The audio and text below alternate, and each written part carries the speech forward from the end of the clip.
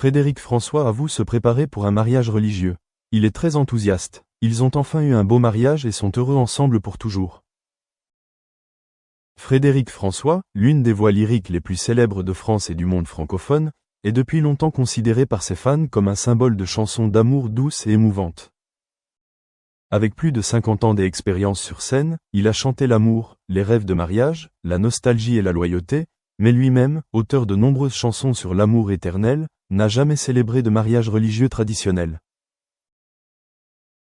Jusqu'à récemment, à plus de 70 ans, Frédéric François a confirmé de manière inattendue que lui et son épouse de toujours, Monique, se préparaient à un mariage sacré à l'église, un rêve dont ils avaient toujours rêvé, mais qui, pour de nombreuses raisons, n'avait pas encore pu se réaliser.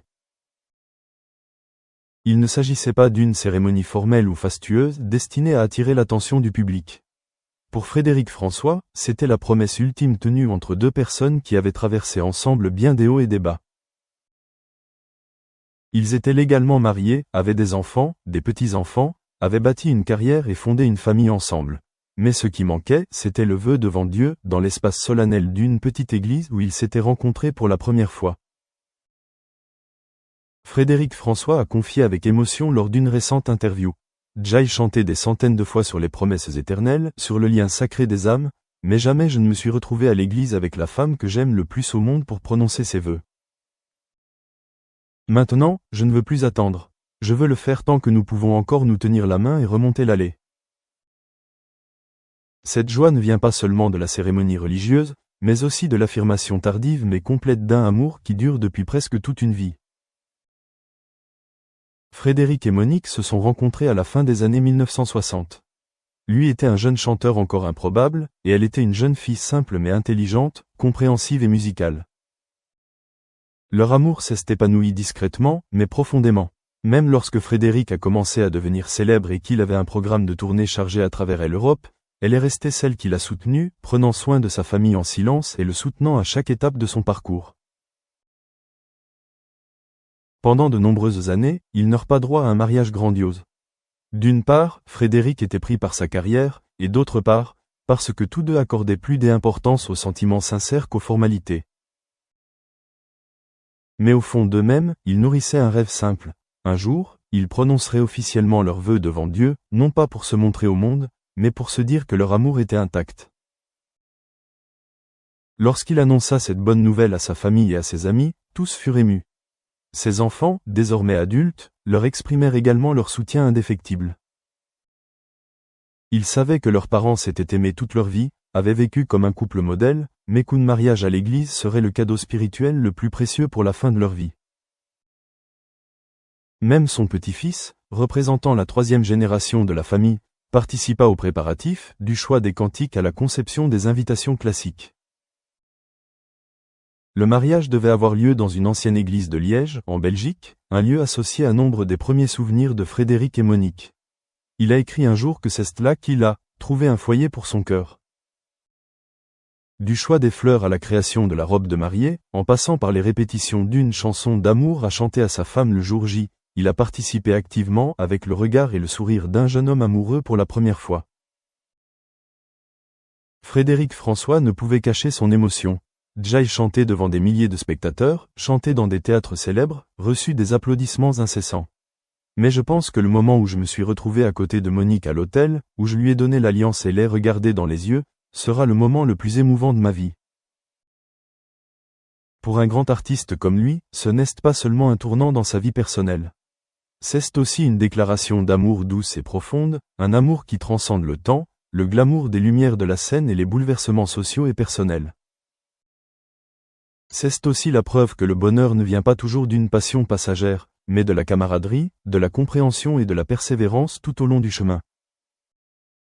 Cet événement a suscité une vive émotion parmi les fans, notamment ceux qui adorent sa musique depuis des décennies.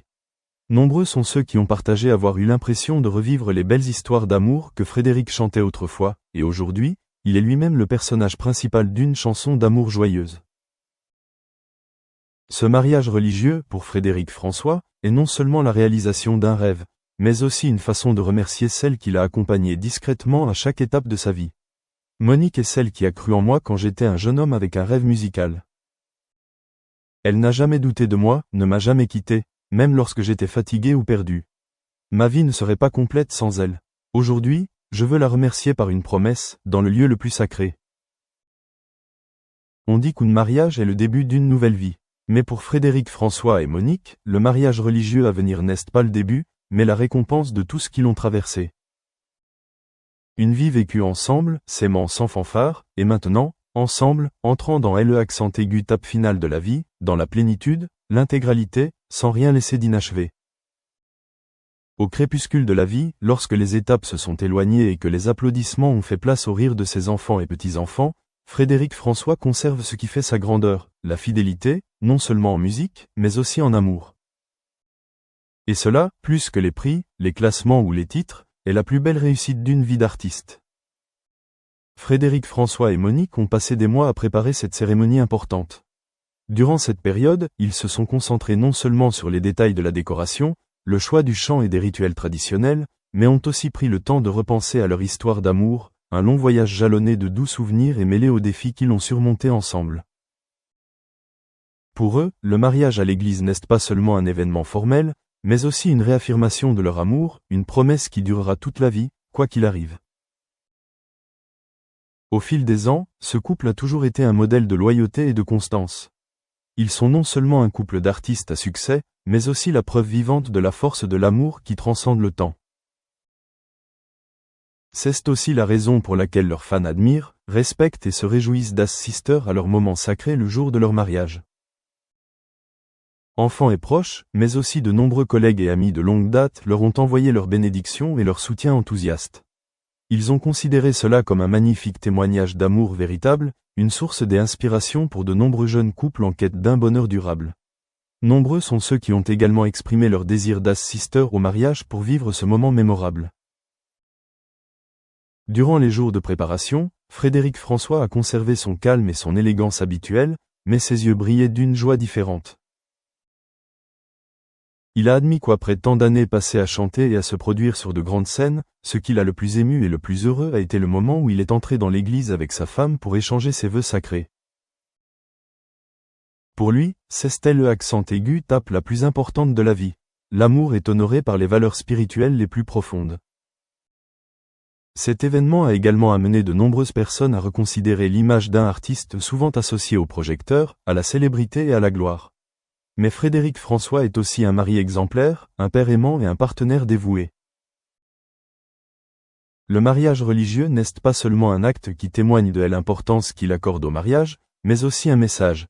Quelle que soit l'ampleur de sa carrière, la famille est le soutien le plus solide. Dans ses interviews, il évoque souvent son amour pour Monique comme un magnifique conte de fées. Des premiers jours de leur rencontre, des difficultés à concilier carrière et vie de famille, jusqu'à aujourd'hui où ils peuvent se retrouver ensemble sous le toit de l'église pour prononcer officiellement leurs vœux. Chaque petite anecdote témoigne d'une sincérité, d'une gratitude et d'un bonheur simple que tout le monde ne connaît pas. Frédéric François a notamment souligné qu'un mariage à l'église n'est pas un aboutissement, mais un nouveau départ pour eux deux, leur permettant de poursuivre ensemble le reste de leur vie avec un état